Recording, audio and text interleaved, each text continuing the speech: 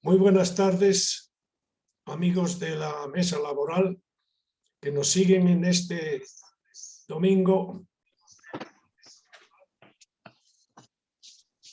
y que siguen nuestro programa por Facebook, por YouTube o por la vía directa. Saludo también a los colegas de la mesa laboral que están con nosotros: Cristian Améztegui, Gonzalo Crespo, Carlos Derpic y Gonzalo Rodríguez. Buenas tardes a los cuatro. Hoy día tenemos un tema especial e importante. Se trata de las atribuciones y límites del Ministerio de Trabajo. Esto tiene un fundamento porque a lo largo de nuestra programación del año pasado hemos ido viendo en cada tema que se ha tratado que el Ministerio de Trabajo tiene una interpretación bastante particular de lo que son las normas y de lo que son las decisiones que debe adoptar en el ámbito sociolaboral, con un claro sesgo y con arbitrariedades e incluso en ocasiones con abusos. Ahora, tenemos que empezar, por lo tanto, por lo más general, que es la cuestión de cuáles son los principios y las orientaciones que guían la definición legal de las atribuciones, el ámbito competencial y las facultades que se les otorga a los países en materia de regulación de las relaciones laborales. Esto va a estar a cargo de Gonzalo Crespo y después va a seguir Cristian Améztegui con una referencia a cuáles son las normas que rigen en general las atribuciones de la autoridad laboral en Bolivia, y después entramos ya a la revisión de los detalles, que son muchos y que tenemos un programa amplio que lo vamos a ir viendo con los cuatro especialistas de la mesa laboral. Empezamos entonces con Gonzalo Crespo. Adelante, Gonzalo. Gracias, buenas tardes a todos, colegas y las personas que nos honran con su atención los domingos. Bien, este tema es, como decía Horst, es particularmente importante porque de un tiempo a esta parte vemos que el Ministerio de Trabajo, además de las atribuciones constitucionales y legales que se le ha otorgado, en cuanto a su rol de inspector o de inspección de trabajo, ha ido tomando atribuciones que nadie le ha otorgado legalmente, pero es más, de repente han decidido que ellos por sí mismos pueden decidir qué normas aplican, cuáles simplemente ignoran o desechan, muchísimo más allá de sus competencias.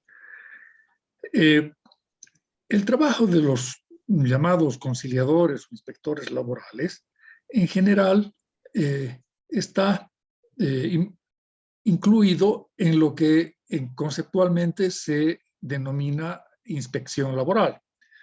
Y vamos a ver que, en general, el artículo 50 de la Constitución Política del Estado nos señala que el Estado, mediante tribunales y organismos administrativos especializados, resolverá todos los conflictos emergentes de las relaciones laborales entre empleadores y empleados. Los tribunales, es claro que se refieren al órgano judicial y la competencia jurisdiccional respecto a diferendos que se deben dirimir en esa competencia y en ese ámbito. Y cuando hablamos de organismos administrativos, justamente estamos refiriéndonos a la inspección laboral, que en el caso de Bolivia está a cargo de funcionarios especializados del Ministerio de Trabajo. Bien, pero ¿qué nos dice la OIT respecto de esto? El convenio 81 de la OIT que data del año 1947 y fue ratificado por Bolivia en 15 de noviembre de 1973, nos dice muy claramente los límites y cuál es el propósito en realidad de la inspección laboral. Y acota muy bien cuáles son esas competencias. Y en realidad de lo que se trata es de velar por el cumplimiento de las disposiciones legales relativas al ámbito laboral y a las condiciones y protección del trabajo y los trabajadores. Y por otra parte, facilitar información técnica y asesorar a empleadores y a trabajadores sobre la manera efectiva de cumplir esas normas legales. Hubo una gran cantidad de posiciones respecto a esto de la OIT, al criterio de la OIT del convenio, del convenio 81, que fue complementado, entre paréntesis, por el 129, que es el convenio 129, que se refiere al ámbito laboral en el sector agrícola. Bueno, en noviembre del 2003, por mandato de la reunión 288 de la OIT, de los países miembros, se invitó a los diferentes estados a presentar una memoria sobre el estado de la legislación y las prácticas de los estados miembros respecto a la inspección de trabajo, ¿no? Con propósito, sobre todo, de definir o de estudiar cómo se entendía el objeto y la competencia de la inspección laboral. Y de manera adecuada se resumió y se estableció que la generalidad de los estados miembros habían acotado estas competencias a analizar y a estudiar e intervenir en cuanto a las condiciones de trabajo y protección de los trabajadores, particularmente mediante su intervención en el ámbito de la salud y la seguridad en el trabajo. Y después se incluyó el tiempo de trabajo, o sea, competencias de la inspección sobre el tiempo de trabajo, sobre algunos de los aspectos de los salarios, sin desconocer el tripartismo en este caso particularmente. También respecto a la protección de la maternidad, al trabajo de niños y adolescentes, el descanso semanal y las vacaciones o el descanso anual, el control de la igualdad y la diversidad en los lugares de trabajo, lo cual es sumamente importante. Y se identificó que en general hay una prioridad de la inspección de trabajo en los diferentes estados o en la generalidad de los estados respecto a la higiene, el bienestar y la seguridad en el trabajo.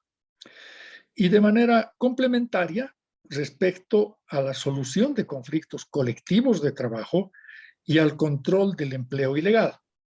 Entonces vemos en general que todas estas competencias tienen un propósito claro de asegurar cierto bienestar para el trabajador y las familias, pero hay un énfasis creciente respecto al rol preventivo de la inspección.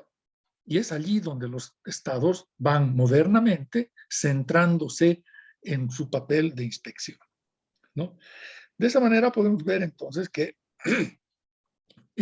la propia OIT, con las conclusiones de estas memorias, entiende respecto del personal asignado a la inspección de trabajo que debe ser personal suficiente, cualificado y motivado. Debe contar con estabilidad, cuando no con inamovilidad, independientemente del tiempo y los gobiernos que se vayan sucediendo.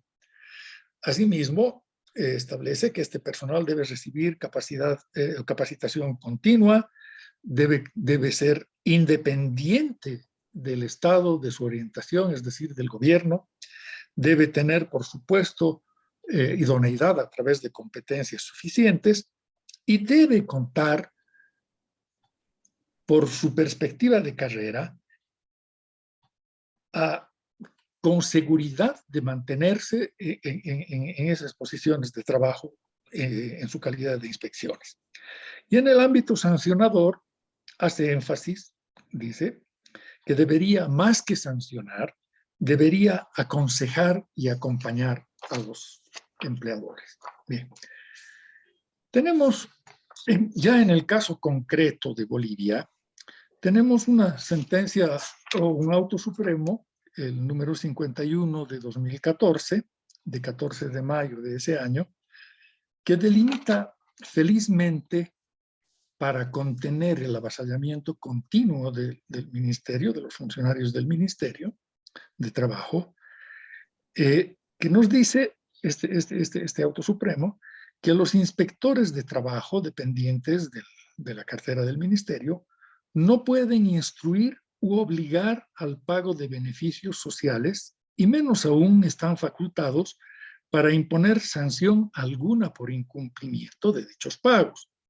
Y señala también que no queda duda de quién es la autoridad competente para resolver el pago de beneficios sociales de un trabajador y otros temas o otros conflictos laborales, sino reservando toda esta solución o el dirimir estos conflictos cuando existen a la vía jurisdiccional, ¿no?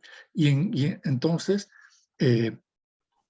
aclara de manera taxativa que las competencias dirimitorias corresponden al ámbito jurisdiccional. El ministerio solo tiene un papel de facilitador o conciliador y por otra parte no puede intervenir en la determinación específica de las obligaciones y peor respecto del quantum de las obligaciones de los empleadores.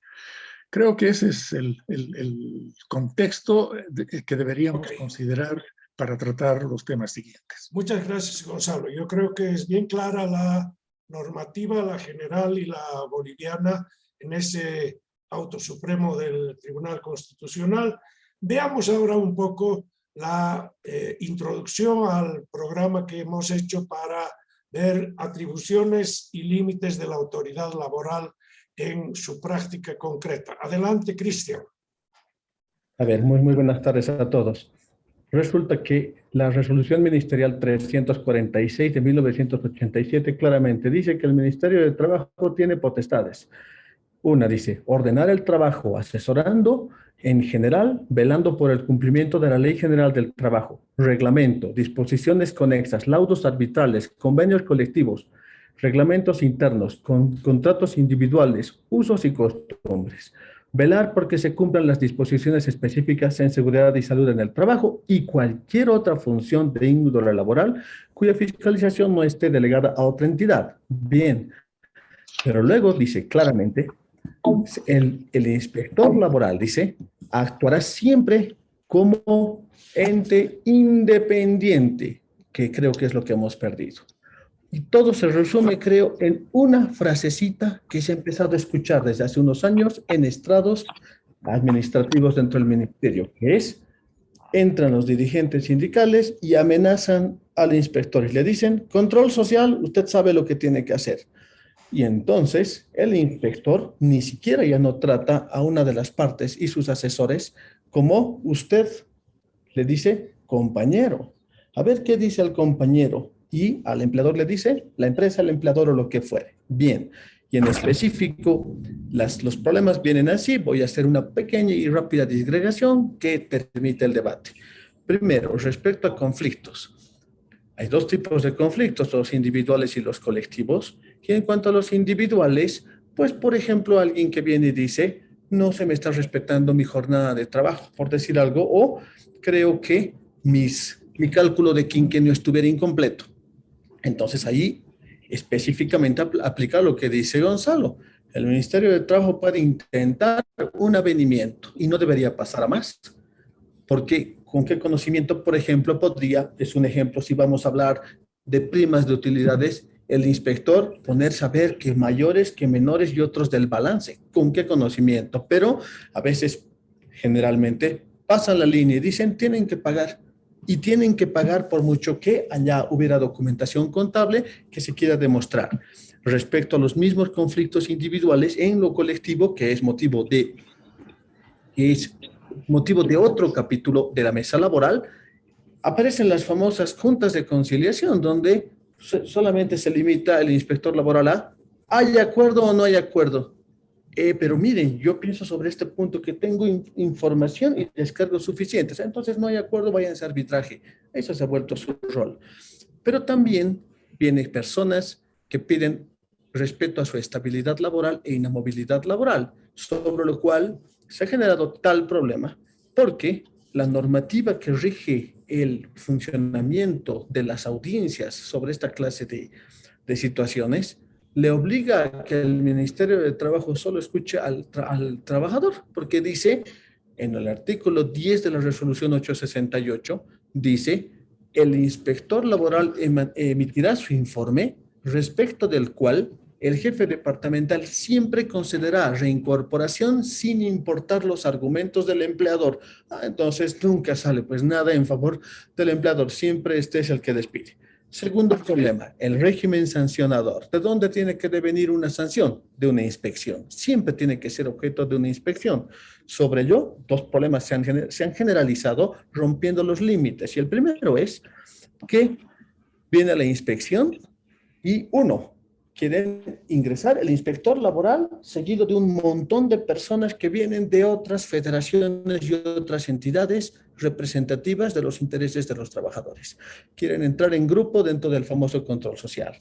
Segundo, entran inspectores a hablar de temas técnicos y empieza la subjetividad a rondar el tema, como por ejemplo, dos que me vengan a la mente, los colores de la señalética no son los apropiados según los tonos y magentas y esas cosas, y por tanto hay una omisión que luego se podrá descargar, es cierto, pero ya hay un lío. O las escaleras son inapropiadas, porque el inspector piensa que la empresa está omitiendo algo en específico y también puede ser sobre el tema de temas eléctricos o puede ser... Perdona que te interrumpa, Cristian.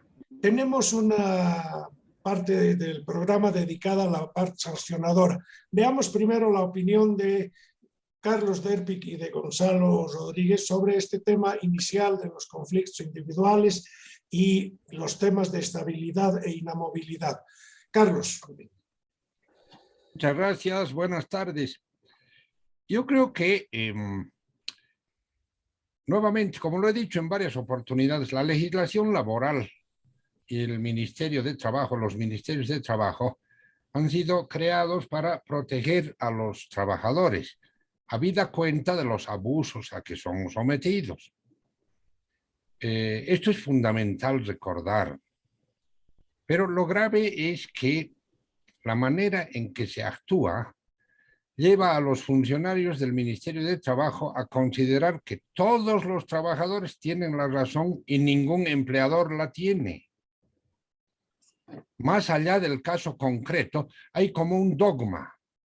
Aquí están los buenos y los malos. Los buenos son los trabajadores y los malos los empleadores. Por tanto, ese tipo de actuación es contraria incluso a los intereses de los trabajadores y puede ocasionarles problemas. Y por supuesto no está en un margen de equidad y de justicia.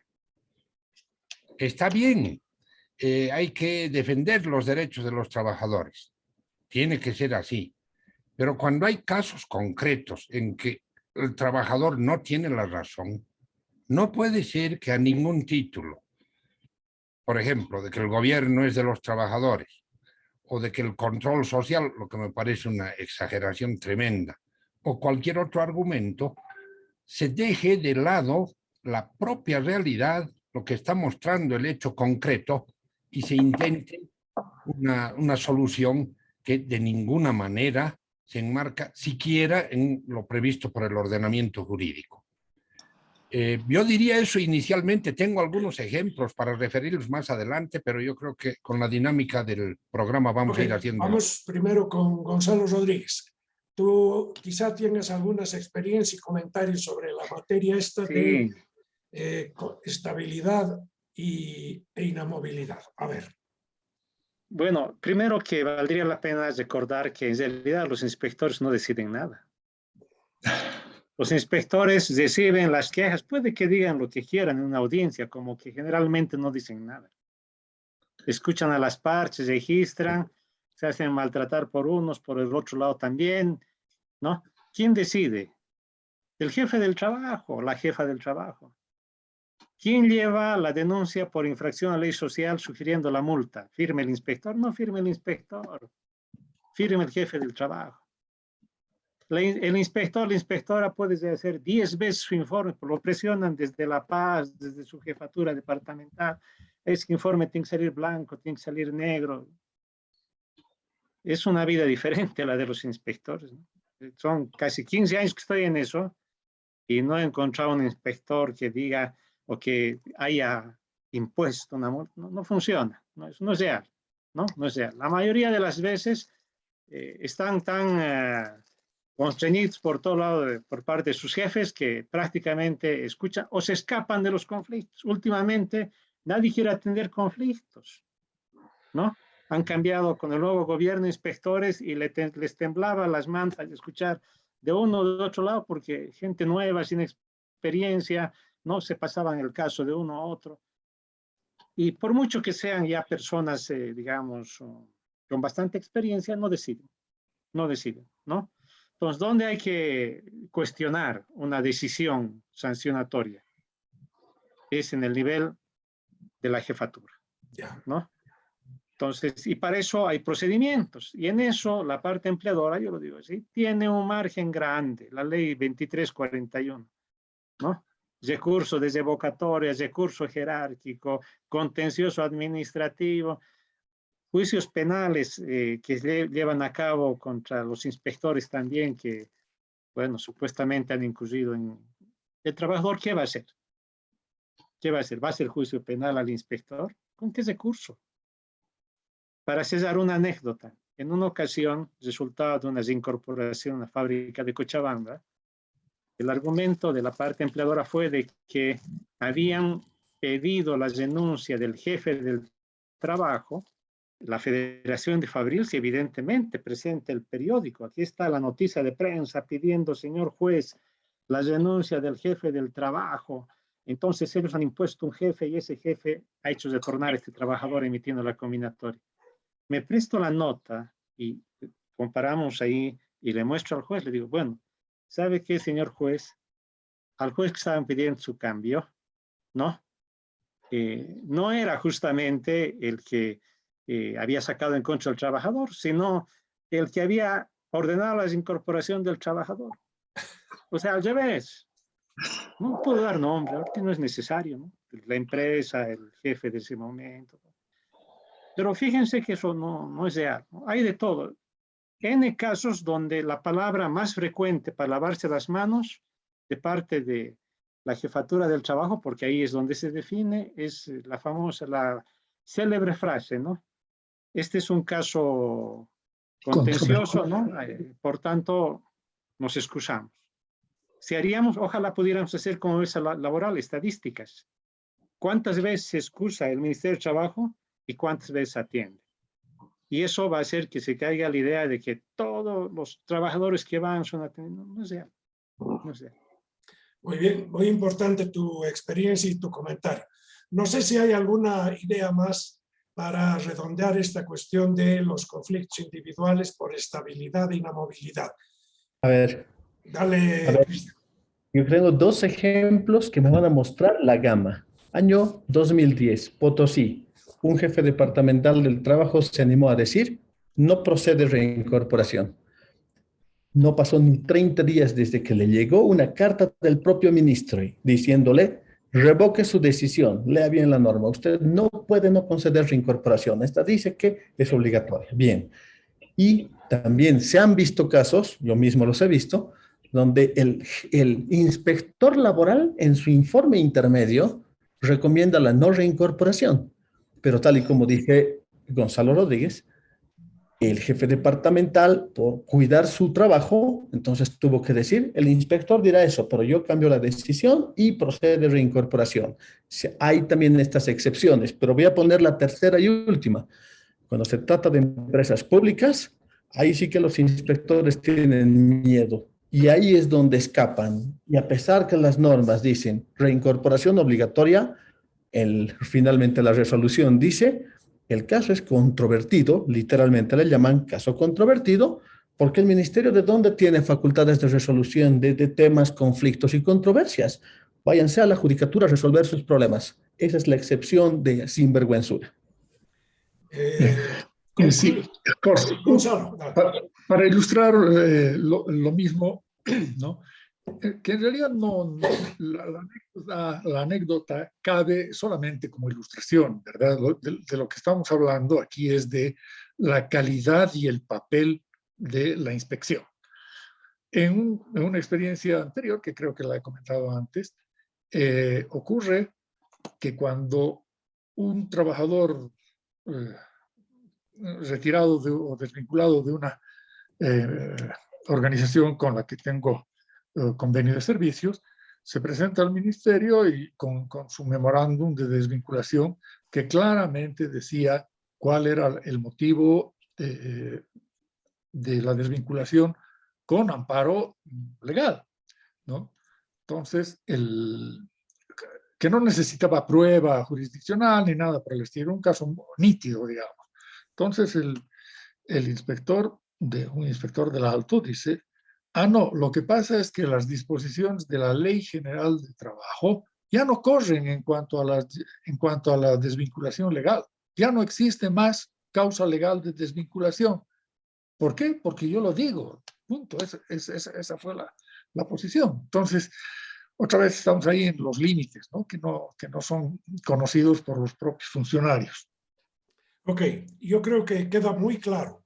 Hay una normativa, una recomendación que viene desde la Organización Internacional del Trabajo que recomienda que el inspector tenga capacitación adecuada, tenga experiencia adecuada, tenga independencia y, si posible,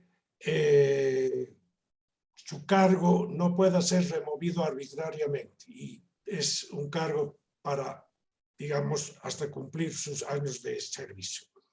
¿Se cumple en Bolivia? Ni por casualidad. Antes quizás se cumplía algo, ahora no se cumple para nada. La inspección es inferior en sus decisiones concretas en Bolivia a los requisitos y estándares internacionales.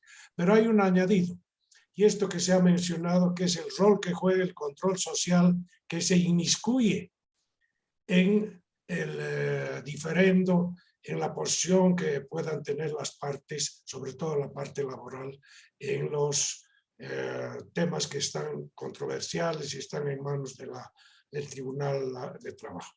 Y con esto yo diría, quedamos claros sobre la primera parte. No, perdón. A ver, dale, Jorge. Se me pasó por alto el tema del control social. Ojalá pudiéramos conocer algún caso específico.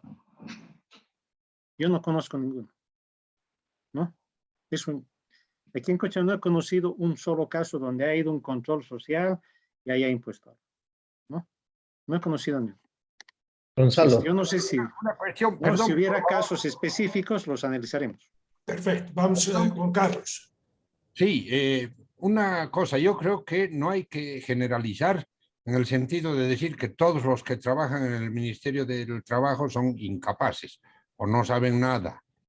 Creo que hay personas que tienen experiencia, conocimiento, que lamentablemente no son todos así. Hay quienes no conocen, eso es verdad, pero no generalizaremos. Otra cosa sobre el control social, yo creo que es una tergiversación la que hacen algunos utilizando el control social, pseudo control social, para actuar en contra de la ley, del propio control social y de la constitución política del Estado, para hacer un parangón.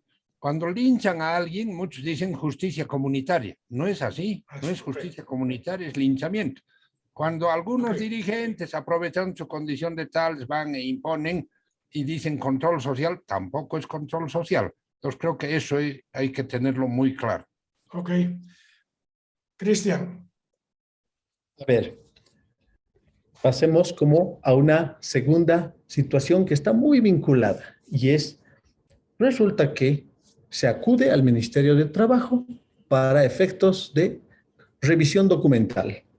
Pero resulta que esa revisión documental, que debería ser eso, nada más una especie de control de, si quieren, forma, formato y deberes formales, resulta que se empieza a volver como una especie de juzgado sin derechos y sin obligaciones dependiendo de quién se habla.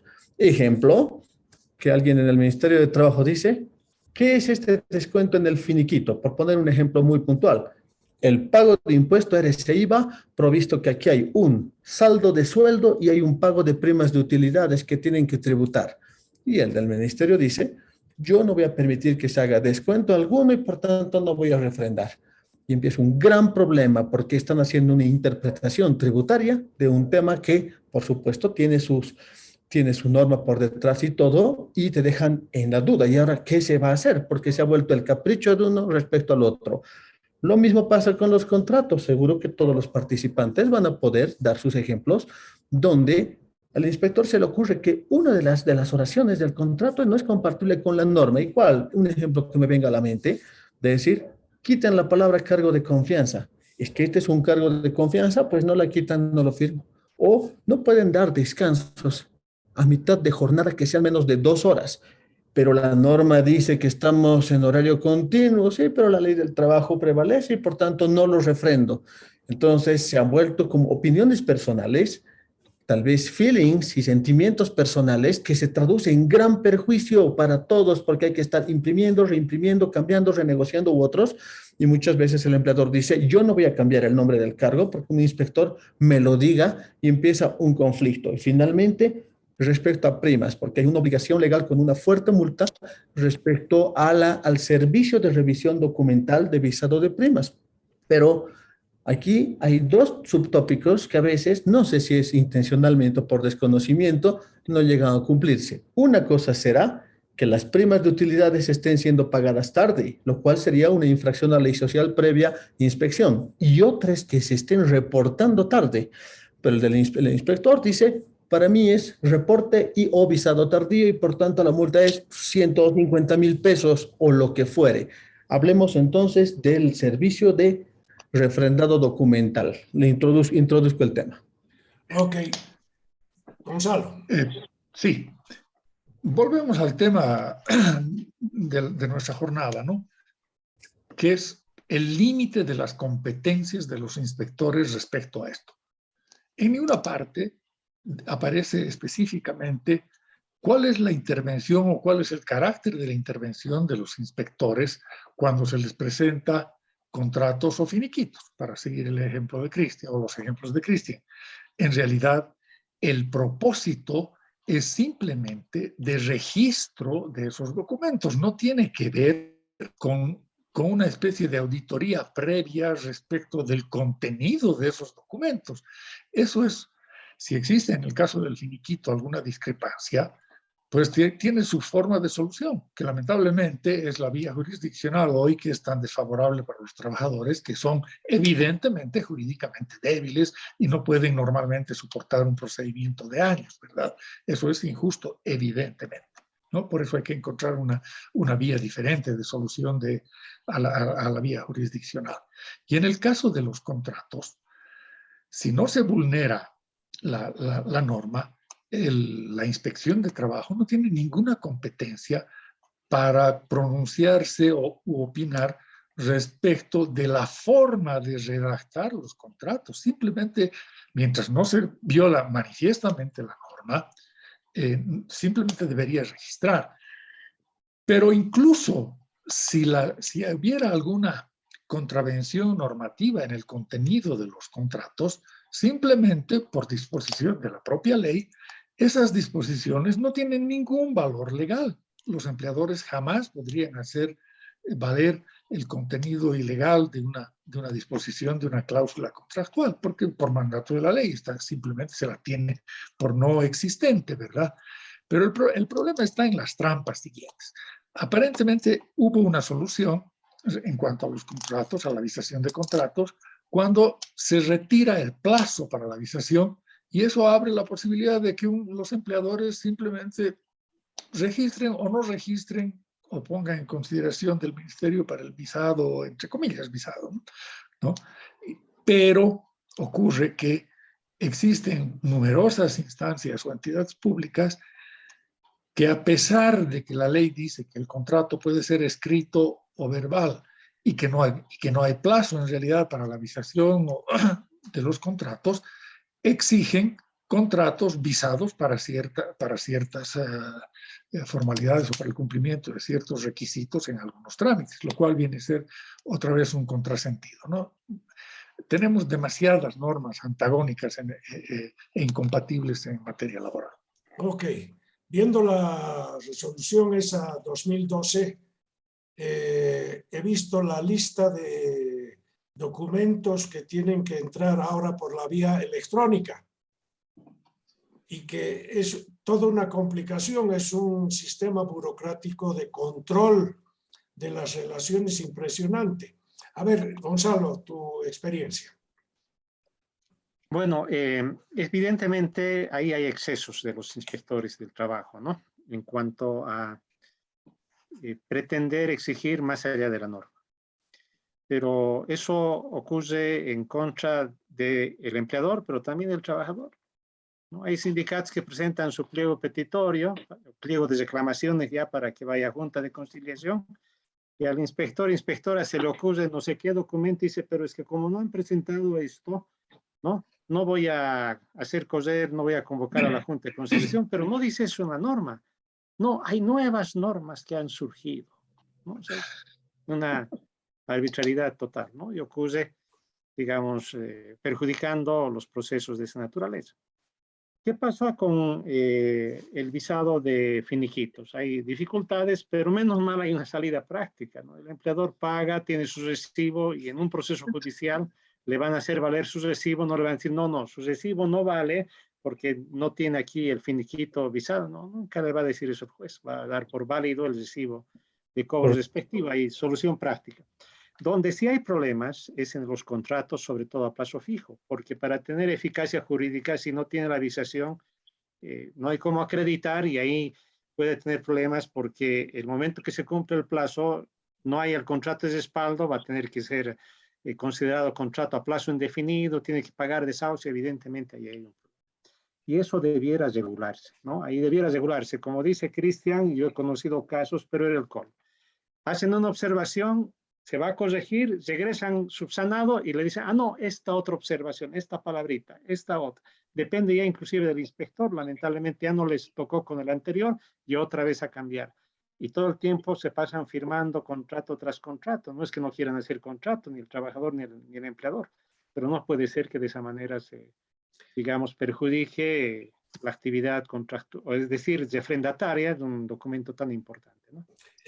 Pasemos a la parte sancionadora con multas. ¿Cómo está el asunto de la aplicación de multas por fallas formales en la tramitación de visados, etcétera? Sanción requiere inspección. La inspección requiere demanda por infracción a ley social y pues uno se defenderá allá respecto a cada una de las observaciones. Ahí se ven algunos problemas, voy a relatar algunos para hacer las cosas sencillas. A ver, 1. El Ministerio de Trabajo hace su inspección, emite el informe y resulta que se genera la demanda por infracción a ley social y abandonan el trámite en el juzgado porque no corren con el siguiente paso, que es la notificación. Ese trámite se queda allí en desconocimiento del empleador, se prearchiva, se archiva, pero en Contraloría queda ahí como un pendiente. Y se pierde básicamente porque les falta el último paso. Primera cosa. Segunda, el año 2018 han generado una sanción directa sin derecho a la defensa, pero de cientos de miles de pesos para casos minúsculamente ridículos. Es la resolución 212 del año 2018, repito, cuyo artículo 7 dice que el tema de presentación, omisión de presentación de planillas de sueldos, incremento salarial, aguinaldo, segundo aguinaldo y primas de utilidades trae una multa directa de día por día. Bien, entonces las multas pues se van sumando porque el factor ya viene con un cuadro ahí de día 1, 2, 3, lo que fuere. Pero El ministerio agarra y encuentra estos casos y te cierra el acceso a la oficina OVT, Oficina Virtual de Trámites, hasta que no pagues la deuda o no hagas un plan de pagos. Entonces, con tu OVT cerrada, ya no te pueden atender los nuevos mensuales, ya no te pueden atender el refrendado de contratos y se vuelve multa de la multa de la multa, sobre lo cual no ha habido ningún pronunciamiento a pesar de las quejas. Y tercero, con esto concluyo, es el tema de la inspección técnica como tal. Poco técnica realmente por la complejidad de los temas que se están tratando. Más aún cuando la normativa trae un pequeño error. ¿Por qué? Porque el juez es el que te va a realmente sancionar, pero el juez no va a hacer visitas oculares o inspecciones o algo, excepto ver solamente documentos. ¿Y cómo va? Entonces se va a saber si la infracción era como tal realmente en un tema eléctrico, por decir, o no era tal. Entonces, por ese lado están los problemas. ¿Qué piensa el resto de colegas? A ver, Gonzalo. Bueno, yo puedo compartir mi experiencia en esto realmente terrible, porque por una razón de animadversión de los inspectores se hizo una inspección en la que los inspectores calificaron de infracciones prácticamente los 41 puntos que inspeccionan. Hay una lista de 41 puntos en la que seguían las inspecciones laborales. Era una organización prestadora de servicios de salud y una de las supuestas infracciones era el mal mantenimiento del sistema de calefacción y por otro lado la falta de botiquines en los diferentes pisos del nosocomio. No comento el resto de las infracciones, solamente estas dos por absurdas. Yo tuve la posibilidad, felizmente, de lograr una inspección ocular de parte del juez que conoció la demanda planteada por el Ministerio de Trabajo, y el juez verificó que en el hospital no existía ninguna instalación de calefacción, nunca se tuvo, pero había que ponerla por parte de los inspectores, ¿no? Felizmente pude lograr que el juez realice una inspección ocular y levante la infracción por ahí. Y por otra parte, evidentemente es obligatorio contar con botiquines en ciertas áreas, etcétera, pero no es un hospital en el que existen botiquines en cada servicio de enfermería, en cada área de especialidad. Además de que no solo hay botiquines, hay quirófanos, hay una cantidad de otras instalaciones destinadas a esto. Entonces hay una obsecuencia con la norma también, con el propósito de precautelar sus puestos de trabajo, seguramente se niegan a razonar, ¿no? Simplemente hay que cumplir lo que dice la norma, a pesar de que resulte un absurdo. Por otra parte, es como mencionaba Cristian, quien finalmente impone la norma con ciertas racionalidades, el juez, ¿no? Y esa sanción que variablemente es de 10.000 bolivianos para lo que sea, dependiendo del número de trabajadores, por supuesto, al final el juez la califica en 1.000 o en 500 para dar solución a los temas. Pero esto implica un desgaste inmenso por parte de los empleadores y para los que trabajan en el sector público, lamentablemente, una vez que se plantea, que se formula y se presenta una demanda por parte del ministerio, esta se registra también en la Contraloría y luego es imposible obtener un certificado de solvencia fiscal debido a esto, a pesar de lo absurdo o inexistente de la infracción. Entonces,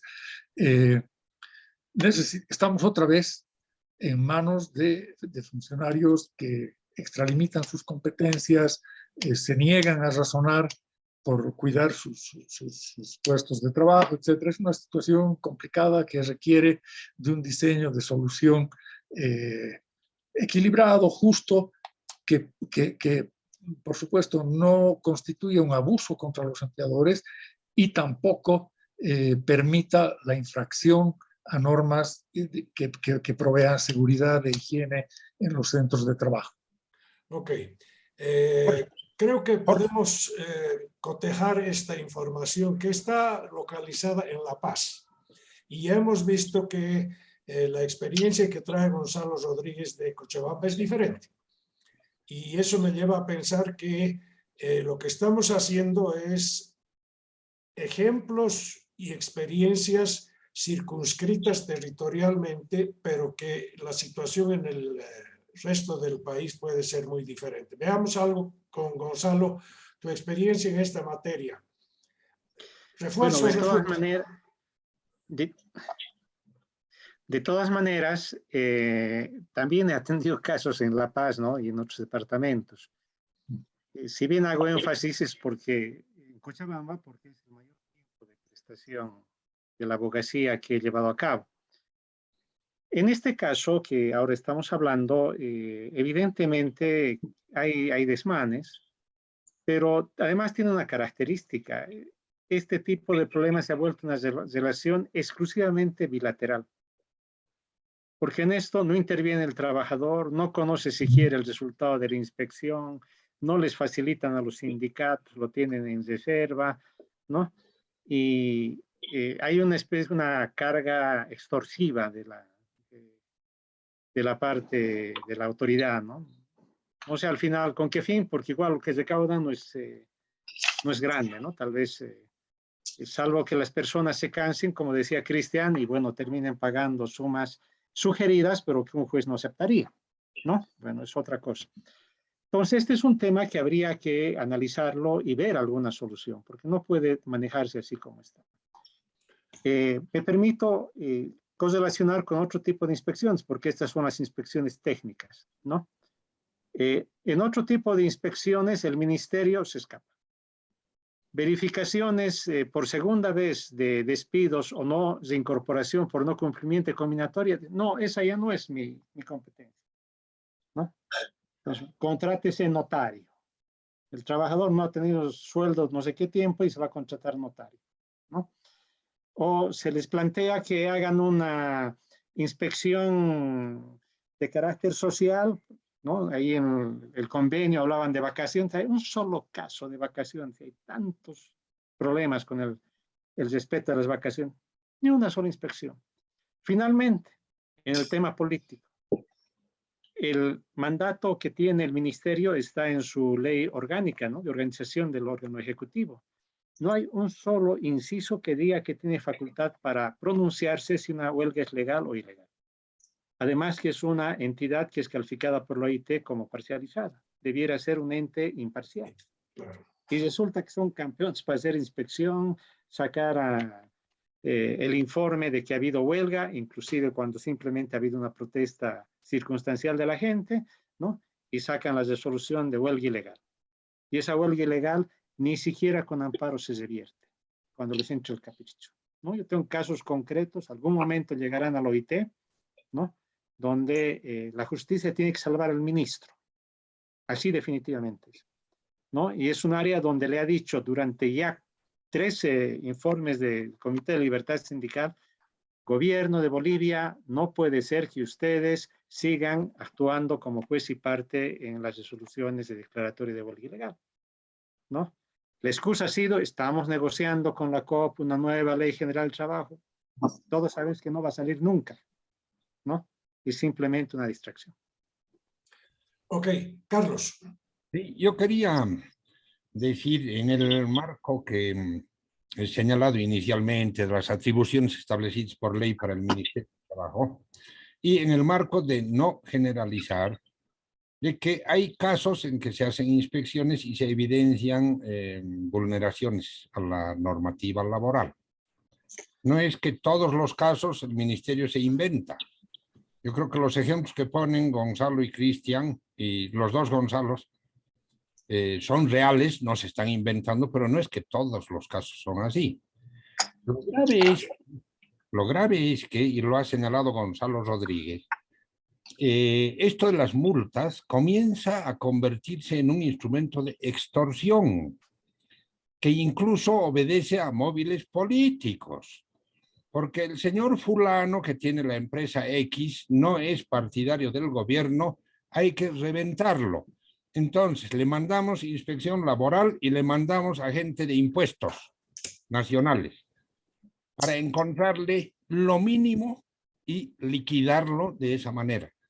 Es decir, se utiliza un instrumento que tiene fines nobles, como cuidar la seguridad, la higiene de los trabajadores, el cumplimiento de las normas laborales, con fines extorsivos. Gonzalo, si pudieras apagar tu micrófono. Gonzalo Crespo. Entonces digo, en un instrumento de extorsión que es francamente inadmisible. Pero hay otro tema, yo quisiera volver muy rápidamente a los casos que mencionó Cristian Améztegui en su segunda intervención, cuando el inspector se niega, o el funcionario del Ministerio de Trabajo se niega a avisar un finiquito porque hay un descuento que corresponde, pues, por sueldo devengado hay que pagar impuestos. Y dicen, no voy a firmar porque aquí hay un descuento y los beneficios sociales son inembargables. Eso demuestra primero desconocimiento de la norma por parte del funcionario. Y al fin de cuentas es algo que se pone en contra de los intereses del trabajador, porque lo que quiere el trabajador es cobrar su indemnización. Y si tiene algo que reclamar, lo hará después. Pero claro, como se niega el visado, el empleador puede decir, bueno, señor, no voy a pagar, vamos a juicio. He estado aquí presente, aquí está, voy a hacer el depósito incluso al Ministerio de Trabajo, a fondos en custodia, y que el trabajador haga lo que puede, que Dios lo salve para ver cuándo cobra. Entonces, aquí está la demostración palpable de cómo una norma que ha sido pensada para proteger a los trabajadores, por la ignorancia o el capricho de un funcionario que no conoce las cosas adecuadamente, va finalmente en contra de los derechos e intereses del trabajador. Querido Carlos, y ahí viene algo interesante. Has dicho la frase correcta, depósitos en custodia. ¿Qué pesadilla depositar en custodia, provisto que las personas que están a cargo en ciertos departamentos específicos, La Paz y Santa Cruz, más que un juez, ¿qué es esto? ¿Qué no es esto? Y a cada persona de la fila le dicen lo mismo. ¿Por qué hay descuento del 12.71? El aporte a AFP. Tráigame la ley que dice que hay posibilidad de descuento. Y te van haciendo que se pasen los días, para que se te vence el plazo. Y no piensan en la gente que necesita su dinero finalmente, pero uno empieza a mirar y resulta que no sirven a los intereses ni del empresario, empleador, ni del trabajador, porque al trabajador, tráigame esto, y se pasan en los requisitos más allá de ley. Ejemplo, certificado domiciliario, cuando no es requisito. ¿Y qué es? Una viuda queriendo cobrar el dinero en custodia de su esposo fallecido con urgencia, además. Y no quiero dar más razones, dice. Usted tráigame todo esto excediéndose. No sirven realmente ni a unos ni a otros en el fondo. Ok, bueno, miren, hemos hecho una entrada genérica de la recomendación que trae la OIT sobre lo que debe ser la inspección del trabajo. Hemos empezado con una serie de ejemplos que cuestionarían que se esté cumpliendo esta recomendación y que en general hay un sesgo, hay una arbitrariedad de parte de las intervenciones de los inspectores del trabajo, que en general finalmente no cumple con su función, esto pasa a otras instancias, etc. De ahí ha surgido un planteamiento que me parece muy importante. No tenemos posibilidad de generalizar la situación de la inspección del trabajo a partir de ejemplos aislados.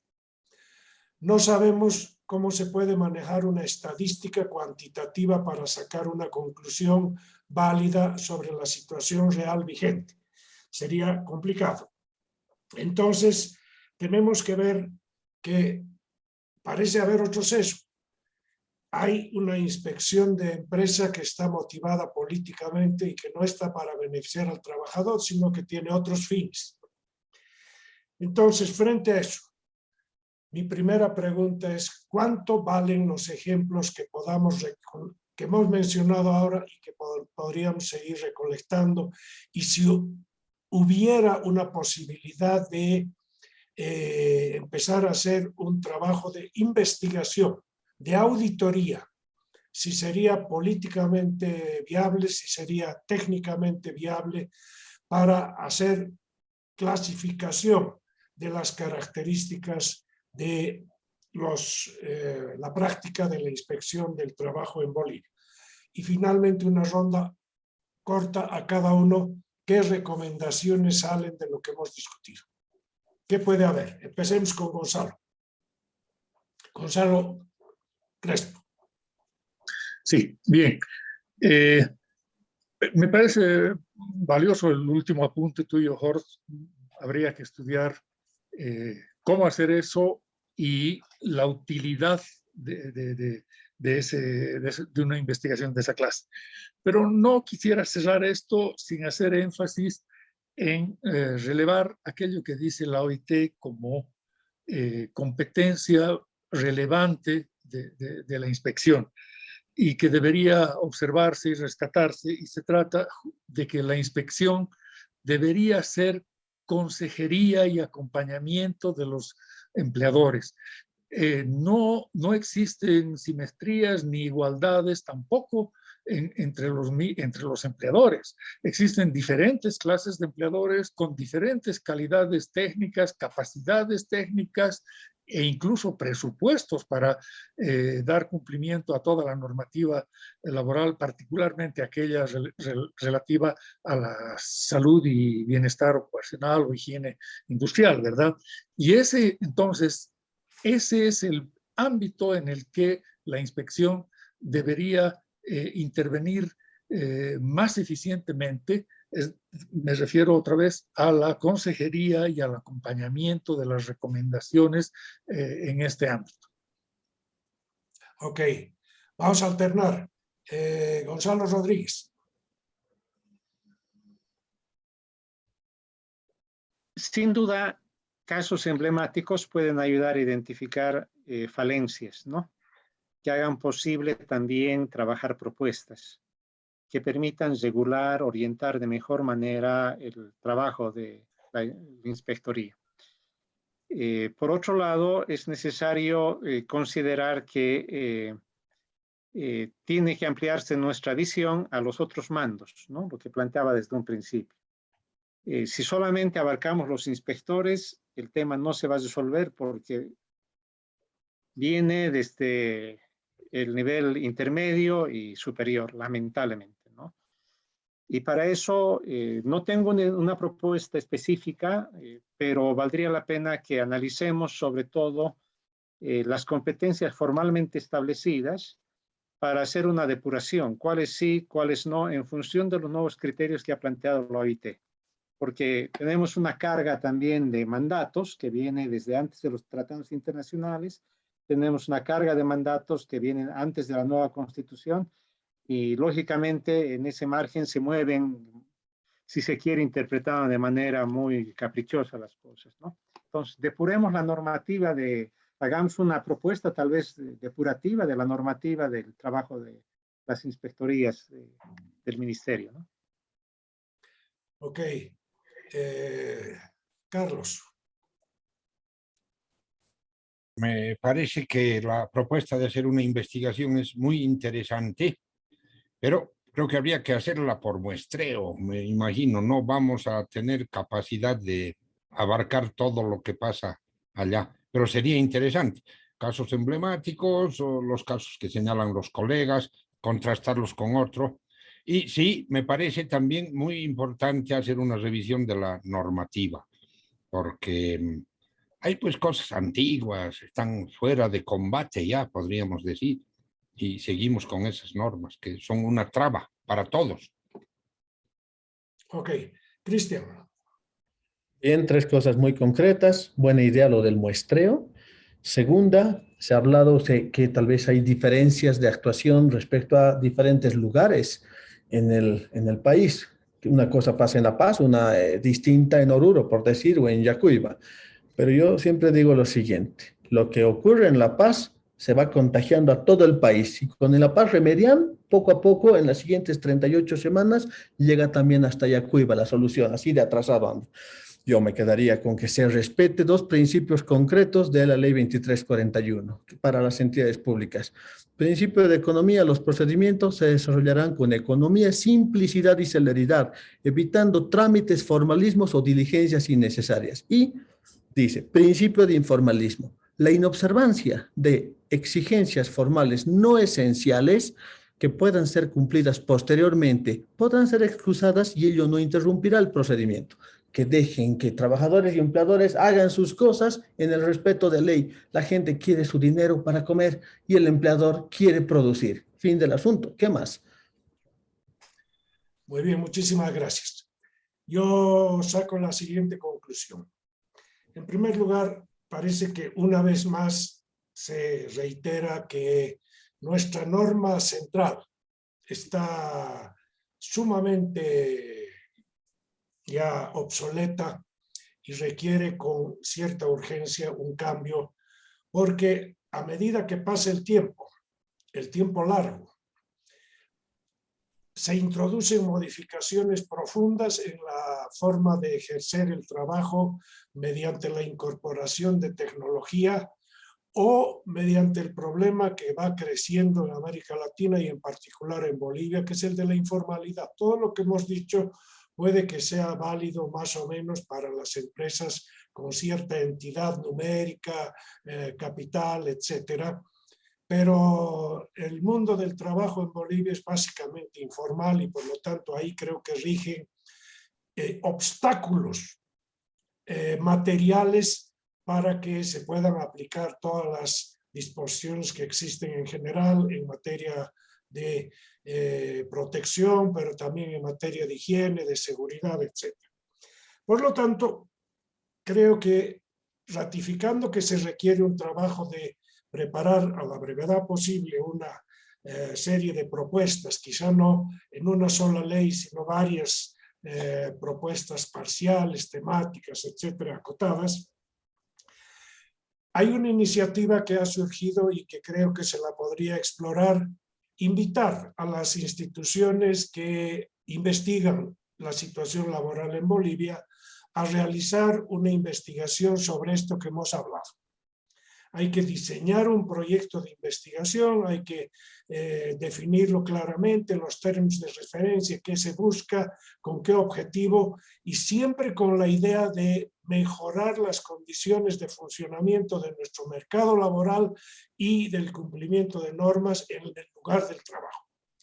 Que tenga que ser por muestreo, pareciera que es un consenso racional, puesto que el universo de investigación sería muy amplio. Hay que acotar en el tiempo, hay que acotar la muestra, hay que acotar cómo se hace en el territorio. Pero hay una última que yo me atrevo a proponer.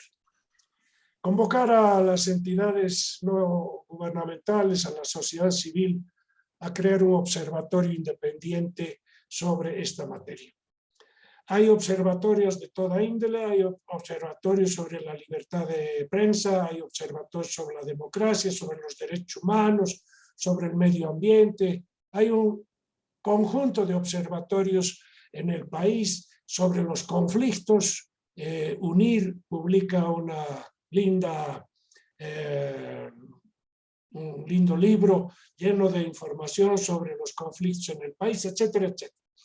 Podríamos generar quizá una iniciativa para hacer un observatorio respecto a la inspección del trabajo en el país. Y podríamos acotar en el tiempo, primero podría ser industria manufacturera, después podemos pasar a otro ámbito y ahí ir creando un observatorio que sirva para mejorar y corregir las prácticas equivocadas, las transgresiones, las insuficiencias por falta de recursos, por falta de capacidad o por falta de voluntad política. Creo que ahí tenemos un par de cosas concretas que han salido de este programa. Les agradezco muchísimo sus intervenciones. Creo que hemos hecho algo útil, una propuesta hacia el futuro y que puede tener una entrada también en el ámbito de la legislación en el país. Muchísimas gracias a los cuatro por sus intervenciones. Gracias a los que nos han seguido en este programa en esta ocasión y nos vemos dentro de 2 semanas con todos ustedes. Saludos. Hasta luego. Muchas gracias. Buenas tardes. Gracias. Hasta luego. Gracias. Hasta luego.